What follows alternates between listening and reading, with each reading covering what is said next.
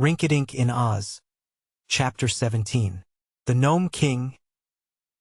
The kingdom of the gnomes does not border on the Nonestic Ocean, from which it is separated by the kingdom of Rinkitink and the country of the Wheelers, which is a part of the land of Ev. Rinkitink's country is separated from the country of the gnomes by a row of high and steep mountains, from which it extends to the sea. The country of the Wheelers is a sandy waste that is open on one side to the Nonestic Ocean and on the other side has no barrier to separate it from the gnome country. Therefore it was on the coast of the Wheelers that King Goes landed, in a spot quite deserted by any of the curious inhabitants of that country.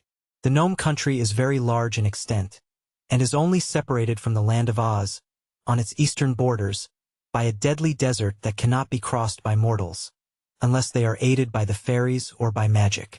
The gnomes are a numerous and mischievous people, living in underground caverns of wide extent, connected one with another by arches and passages.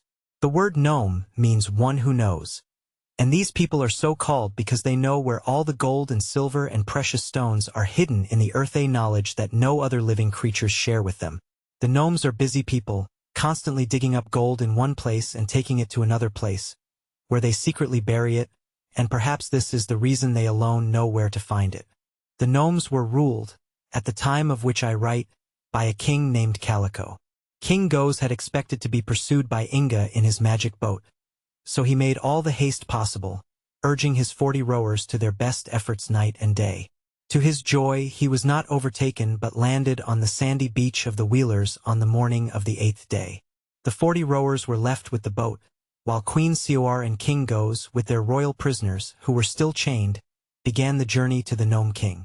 It was not long before they passed the sands and reached the rocky country belonging to the gnomes, but they were still a long way from the entrance to the underground caverns in which lived the Gnome King. There was a dim path, winding between stones and boulders, over which the walking was quite difficult, especially as the path led up hills that were small mountains, and then down steep and abrupt slopes where any misstep might mean a broken leg. Therefore it was the second day of their journey before they climbed halfway up a rugged mountain and found themselves at the entrance of the Gnome King's caverns. On their arrival, the entrance seemed free and unguarded, but Goes and Coar had been there before, and they were too wise to attempt to enter without announcing themselves, for the passage to the caves was full of traps and pitfalls.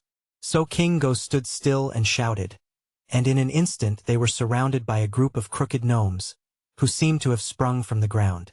One of these had very long ears and was called the Long-Eared Hearer. He said, "I heard you coming early this morning." Another had eyes that looked in different directions at the same time and were curiously bright and penetrating. He could look over a hill or around a corner and was called the Lookout. Said he, "I saw you coming yesterday." "Then," said King Goes, "perhaps King Calico is expecting us." "It is true," replied another gnome, who wore a gold collar around his neck and carried a bunch of golden keys. "The mighty Gnome King expects you, and bids you follow me to his presence." With this he led the way into the caverns, and Goes and Coar followed, dragging their weary prisoners with them, for poor King Kitticut and his gentle queen had been obliged to carry, all through the tedious journey, the bags of gold and jewels which were to bribe the Gnome King to accept them as slaves. Through several long passages the guide led them, and at last they entered a small cavern which was beautifully decorated and set with rare jewels that flashed from every part of the wall, floor, and ceiling. This was a waiting room for visitors, and there their guide left them while he went to inform King Calico of their arrival. Before long they were ushered into a great domed chamber, cut from the solid rock and so magnificent that all of them, the King and Queen of Pingaree and the King and Queen of Regos and Karagos, drew long breaths of astonishment and opened their eyes as wide as they could. In an ivory throne sat a little round man who had a pointed beard and hair that rose to a tall curl on top of his head. He was dressed in silken robes, richly embroidered, which had large buttons of cut rubies. On his head was a diamond crown, and in his hand he held a golden scepter with a big jeweled ball at one end of it. This was Calico, the king and ruler of all the gnomes. He nodded pleasantly enough to his visitors and said in a cheery voice, "Well, your majesties, what can I do for you?" "It is my desire," answered King Goes respectfully, "to place in your care 2 prisoners whom you now see before you. They must be carefully guarded, to prevent them from escaping, for they have the cunning of foxes and are not to be trusted. In return for the favor I am asking you to grant, I have brought your majesty valuable presents of gold and precious gems." He then commanded Kitticut and Guri to lay before the Gnome King the bags of gold and jewels, and they obeyed, being helpless. "Very good," said King Calico, nodding approval, for like all the gnomes he loved treasures of gold and jewels. "But who are the prisoners you have brought here, and why do you place them in my charge instead of guarding them yourself? They seem gentle enough, I'm sure." "The prisoners," returned King Goes, "are the king and queen of Pingaree, a small island north of here. They are very evil people and came to our islands of Regos and Carregos to conquer them and slay our poor people.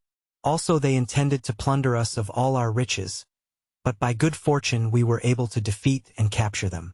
However, they have a son who is a terrible wizard and who by magic art is trying to find this awful king and queen of Pingaree, and to set them free, that they may continue their wicked deeds. Therefore, as we have no magic to defend ourselves with, we have brought the prisoners to you for safekeeping." "Your Majesty," spoke up King Kitticut, addressing the Gnome King with great indignation, "do not believe this tale, I implore you. It is all a lie." "I know it," said Calico. "I consider it a clever lie, though, because it is woven without a thread of truth. However, that is none of my business. The fact remains that my good friend King Goes wishes to put you in my underground caverns, so that you will be unable to escape. And why should I not please him in this little matter? Goes is a mighty king and a great warrior, while your island of Pingaree is desolated and your people scattered. In my heart, King Kitticut, I sympathize with you, but as a matter of business policy we powerful kings must stand together and trample the weaker ones under our feet." King Kitticut was surprised to find the king of the gnomes so candid and so well informed, and he tried to argue that he and his gentle wife did not deserve their cruel fate, and that it would be wiser for Calico to side with them than with the evil king of Regos. But Calico only shook his head and smiled, saying, "The fact that you are a prisoner, my poor Kitticut, is evidence that you are weaker than King Goes, and I prefer to deal with the strong. By the way," he added, turning to the king of Regos, "have these prisoners any connection with the land of Oz?" "Why do you ask?" said Goes. "Because I dare not offend the Oz people," was the reply. "I am very powerful, as you know, but Ozma of Oz is far more powerful than I. Therefore, if this king and queen of Pingaree happen to be under Ozma's protection, I would have nothing to do with them." "I assure your Majesty that the prisoners have nothing to do with the Oz people," Goes hastened to say, and Kitticut, being questioned, admitted that this was true. "But how about that wizard you mentioned?" asked the Gnome King. "Oh, he is merely a boy, but he is very ferocious and obstinate, and he is assisted by a little fat sorcerer called Rinkitink and a talking goat." "Oh ho!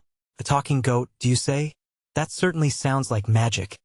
And it also sounds like the land of Oz, where all the animals talk," said Calico, with a doubtful expression. But King Goes assured him the talking goat had never been to Oz. "As for Rinkitink, whom you call a sorcerer," continued the Gnome King, "he is a neighbor of mine, you must know, but as we are cut off from each other by high mountains beneath which a powerful river runs, I have never yet met King Rinkitink. But I have heard of him, and from all reports he is a jolly rogue, and perfectly harmless.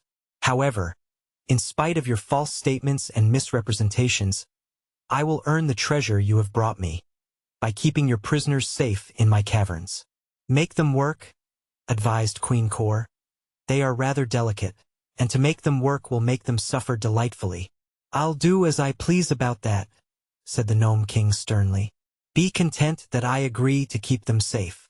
The bargain being thus made and concluded, Calico first examined the gold and jewels and then sent it away to his royal storehouse, which was well filled with like treasure. Next the captives were sent away in charge of the gnome with the golden collar and keys, whose name was Click, and he escorted them to a small cavern and gave them a good supper. "I shall lock your door," said Click, "so there is no need of your wearing those heavy chains any longer."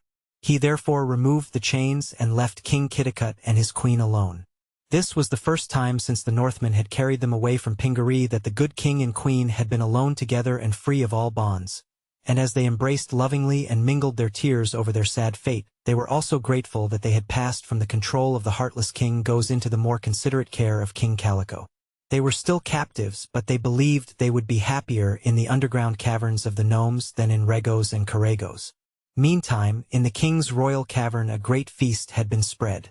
King Goes and Queen Siwar, having triumphed in their plot, were so well pleased that they held high revelry with the jolly gnome king until a late hour that night. And the next morning, having cautioned Calico not to release the prisoners under any consideration without their orders, the king and queen of Regos and Carregos left the caverns of the gnomes to return to the shore of the ocean where they had left their boat.